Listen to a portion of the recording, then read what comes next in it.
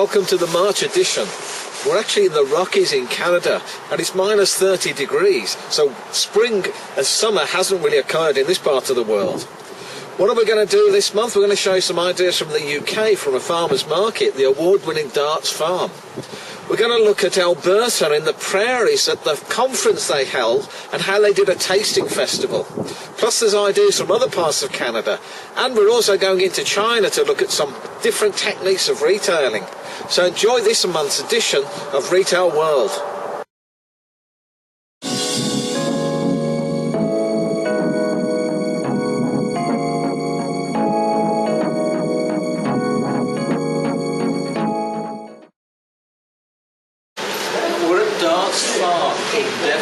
This is an award-winning retailer. It's won the award for the best farm shop in the UK, and in fact BBC4, the radio programme, their viewers voted it as one of the best retailers in the country. So there's lots of things we can pick up from this part of the world. This is one of their entrance displays. And look at the way they've taken the boxes and they've used straw to highlight the product. These guys really understand merchandising and display. When you walk into the shop, one of the first displays is porridge. Now this is winter, so porridge is a relevant product to put here. But look how simple the display is. We've got the large size, we've got the small size, it's built into blocks so it's got easy impact. Signage on a blackboard tells you who was the producer of the porridge and 3 benefits. Kept very simple but very effective. Let's just look at their citrus. What we've got again is these baskets with the straw with a Hessian skirt. Then pyramidal display of the loose product, followed by basket displays at the back. So by taking a very simple subject, they've shown the width and the depth by providing this variety of merchandising to catch the eye. Pictures can get the story across. Here we have the farmer and the chef. So we have Michael Dart as the farmer and Matt Mason as the chef. Interesting the way they've got this message across, because you can see them walking away, so you don't even see their faces. Support local food producers 365 days of the year. So effective storyboards behind the produce just to get that message across to the consumer. I often talk about the farmer being the retailer or the producer being the hero, not the retailer. So what we've got here is working with local growers, and they've actually highlighted where those growers are located. Then we're working together and they've got the names of the grower and where they're from. So now the grower has become the hero in the consumer's mind. How about this display for creating the theatre and the ambience? So we've got the straw roof, we've got the range of width and depth of the product, which happens to be onions and garlic. We've got the allied products at the back. So what you've got is a complete story for the consumer, even the product being pulled in the field. So what you've got is from field through the whole story, well displayed, just to get that story across. Plus the cookbook, just to finish off the story.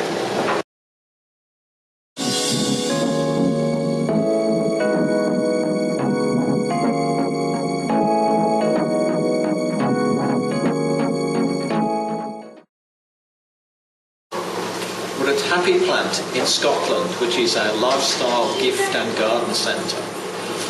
What I really want to look at is their checkout facility, because checkouts are critical to every business, and many businesses mismanage this as a profit centre. The way you manage your checkout is critically important, and you should look at it as a profit centre. First of all, take the average sale per customer, divide that by 3, and the most expensive product at the counter should be 1/3 of the average sale. So for example, if your average sale is £30, €30 or $30, divide it by 3, and that says the most expensive product at the counter should be no more than £10, €10 or $10. So in this situation, what have we got? Chocolates as an impulse line, which is below that average sale per customer within that impulse bracket. The second thing you need to consider is what types of products should you put at the checkout. They've got to be impulse lines. They've got to be things that most customers want to buy. So you've got a strategy of the category you should have at the checkout. So think about the products you're putting at the checkout. Don't put more than 3 categories at the checkout. You don't want to confuse the customer, and you need to give them space to shop. And also, of course, you need that checkout police person, somebody that's going to maintain the standards. Remember, every customer gets to the checkout. It's the last time you can give a great impression to the consumer. So the checkout in your business is critically important. What you need to look at is, have you got the right products in the right place and the right management strategy? Check your checkouts out and see how good you are.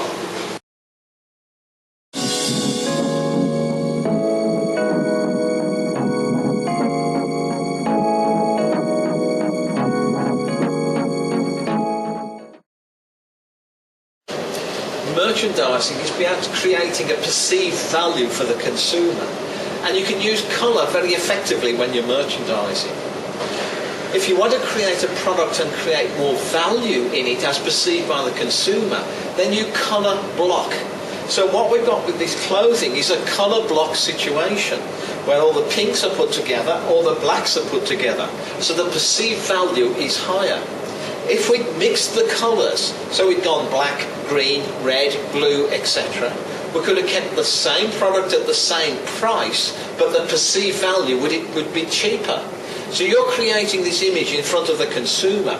Are you trying to lift the value of the product or provide a cheaper value from the product?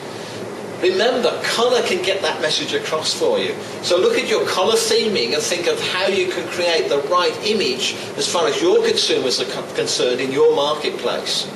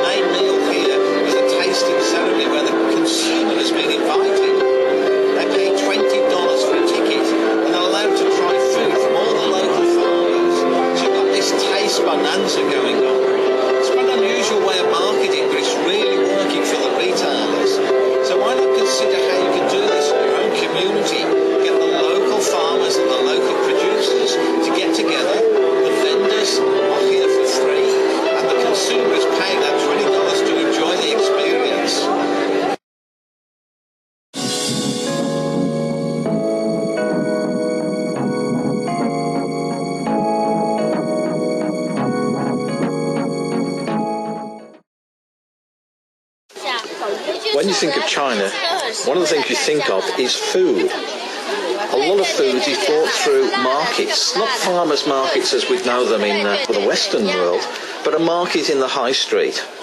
These are interesting places to go to.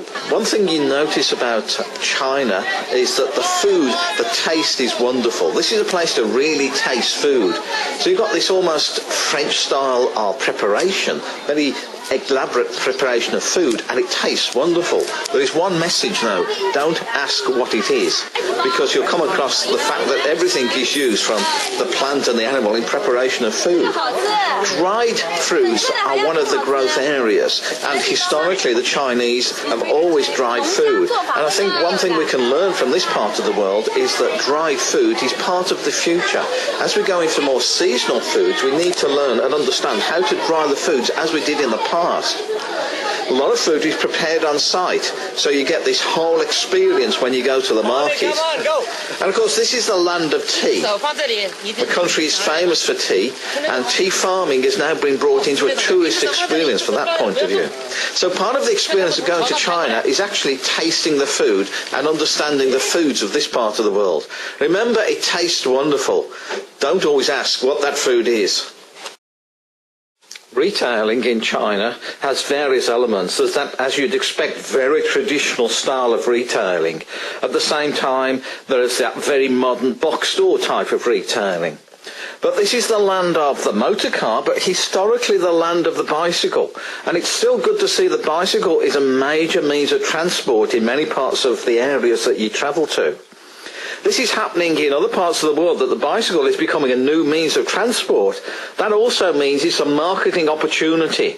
And it's good to see retailers and businesses marketing their products on the parts of the bicycle. That's an opportunity I think we'll see happen in other parts of the world as well, as the bike becomes more important as a means of travel between areas of the city. That is a marketing opportunity that retailers can take advantage of. Travel always brings up surprises, and one of the surprises for me was looking at the horticultural scene in this part of the world. Some of those gardens are very elaborate and full of the traditions of Chinese gardens. At the same time, this is the year of the rabbit, and some displays were a bit on the more tacky side to celebrate that type of thing. There's a lot of use of plastic flowers intermingled with live flowers. But the horticultural scene, you'd think it comes from the box stores. Obi were one of the first stores to come into this part of the world from Germany. They were taken over by B&Q from the UK, and B&Q actually closed down most of the garden departments, still selling garden care products, but not selling plants. A lot of the garden centres, or plant selling areas, are in the high street grouped together. They're more florists than true garden centres. But I was surprised to see Hongyu. Hongyu is a group of 4 garden centres. I'm told there are 6 garden centres as we know them in China at present. And these are fairly sophisticated garden centres that are being built. What interested me is a lot of the products actually coming from Germany and the USA. So we've got these countries actually exporting products into the market in this part of the world. One thing at the Hongju Garden Centre they did exceptionally well was the use of lighting to show off product. So there's a lesson we could learn from the Chinese as far as horticultural retailing is concerned. It's the use of lighting on merchandising to really show up and present the product to the consumer.